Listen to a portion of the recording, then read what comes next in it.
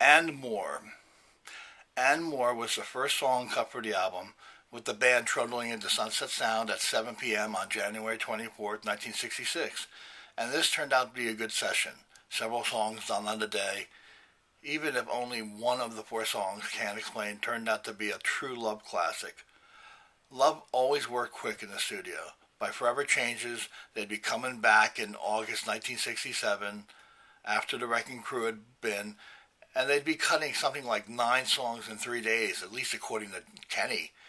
Michael has said that the songs on the third album didn't really take more than a few takes on each to get down, so that could well be right. A song from the title and more, there's no relation to the later song and more again at all. The two songs and more again, they sound like they could be by two different bands in fact. The vocals on and more are by Eccles, Lee, and McLean. Arthur drumming as only he knew how. He didn't know how. And More is that rarest of all birds, a Lee McLean composition, and indeed the only song they wrote together. According to Johnny, everyone wrote the song, though. It had to be Brian who came up with that silly 1, 2, 3, 4 lyric for the second half of the song, because that doesn't sound like Arthur at all. It sounds like an imbecile, in fact. It's slight, it just sounds inane, really. You use numbers when you can't think of actual words to rhyme in a goddamn song, preferably in some consecutive numerical number, like in the Church's numbers, or heck, even Sarah Silverman's Having No Friends, where the numbers are counted down, like they're being sung by an adolescent first grader. But it's still arbitrary. That being said, though, the numerical count would be used again on 7 and 7 Is, where it worked in building tension before the bombs go off. So a win. Love wasn't afraid of reusing an idea.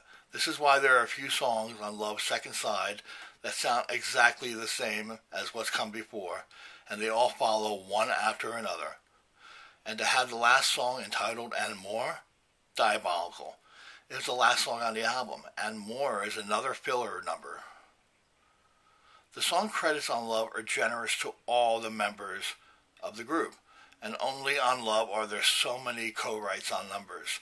McLean gets a co-write with Lee. McLean songs tended to add to each album by casting shade to provide a contrast. Mushroom Clouds credited to Eccles, Lee, McLean, Forsey when it seems a pretty straightforward bulk piece. Okay. You get the feeling that the band would have credited the producer on it as a songwriter if he'd been allowed. Although Love is not a poor record by any means, and it certainly establishes Brian as a talented songwriter in his own right, the group certainly felt that it could have been so much better. Love is not as highly regarded as was to follow, certainly. Side 1 of Da Capo and All Forever Changes with regard to the original group, and also For Sale, which is really a terrific album, although it's not the original group. Love is your typical debut album, with a cover to start off proceedings, a surf instrumental, then a few jangling numbers on the 12 string that the Byrds could have easily cut. It cannot be overstated how much of an influence the Byrds were on Love. The group showed them the way forward on how the songs could sound, and thus the album only has a few standout numbers, Softer Than Me, Silent DC, that are noteworthy in their own right. Some people even prefer the first Love album to the third. Mike was a huge fan of Love and still is. This seems a stretch. You can understand Stewart not being able to enjoy Forever Changes because he's only hearing the flaws, and Arthur calling for him to up the tempo on numbers like Between Clark and Hildale. It just ruins listening to it for him. And Brian didn't listen to Forever Changes either, only once by his own account, at least in 1998, telling Barney Hoskins as much in Mojo. It does seem like an artistic thing finally of only being able to find the flaw. And the band were certainly capable of better. Love does have its fans. We know who most of them are. And it was a commercial success for a small folk label that had been started on a person's bar mitzvah money. But the progress that would be made even in the space of only a few months is extraordinary. The Love album was released in March. It was on the charts for 4 months, and it had a truly extraordinary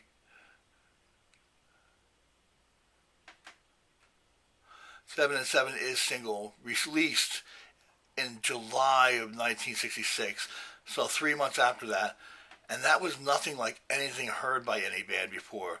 Kudos to the rhythm section, and 7 and 7 is was cut specifically for release as a single.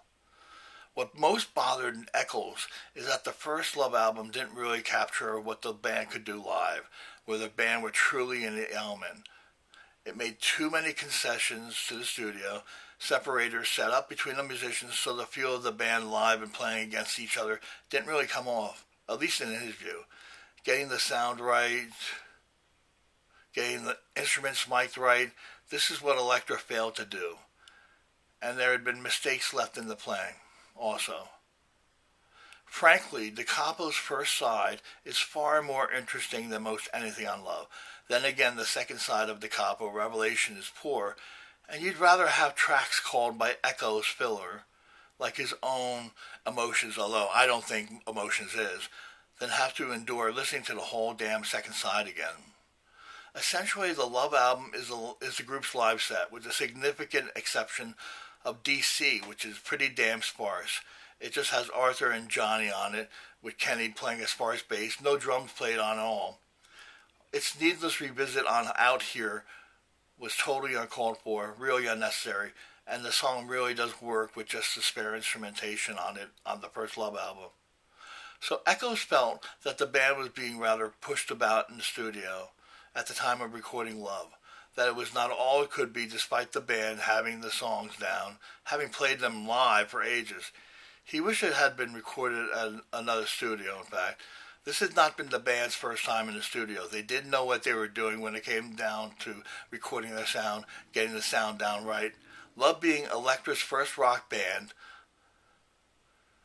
the band really had no idea of the whole process, and neither did the label, as to how to record them. And it didn't hit with the same force of their live set, which is when the group was really hitting you. It's rather a pity that no live recordings of the original group survive. After this, Echoes would make a point in sticking to his guns on how the guitar sound was recorded, beginning with the 7 and 7 is sessions which followed, and those were catastrophic, and those are the stuff of nightmares, really, with 80 damn takes done of 7 and 7 is, not all complete takes, but still, of all the songs to have to continuously repeat. Also, tellingly, that last single of 7 and 7 is, back with number 14, proved Snoopy's last session as a drummer for the group. So Love is not an essential album. It's a very good album, never truly a great album. Maybe it would have been better recorded live. But then you can't just have a live jam from a new band like Love. People would run screaming, and in the case of the second album, they did.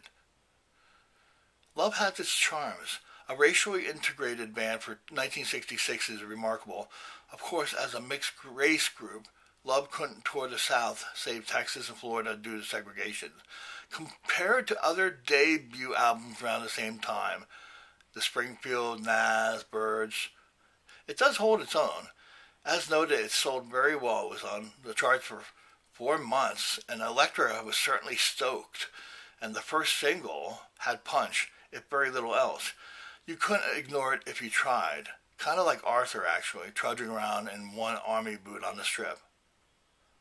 The most interesting thing about Love is where the group would go from it, actually. Love's And More gets a sequel in name on the third album. And More is an instantly forgettable song on the end of side 2 of Love. It sounds exactly like another song on the side also. Jack Holzman had supreme confidence in Arthur being able to do the job when the chips were down, when he had to get a vocal take that was perfect. He could be relied on, even then doing an overdub. Arthur was to be relied on. Arthur was good. His background as an athlete would not allow him to fail, and his confidence was deserved. Influenced by the Byrds, indeed he would later take their erstwhile roadie, he started writing songs in that style, and he happened to be good at whatever he turned his hand to.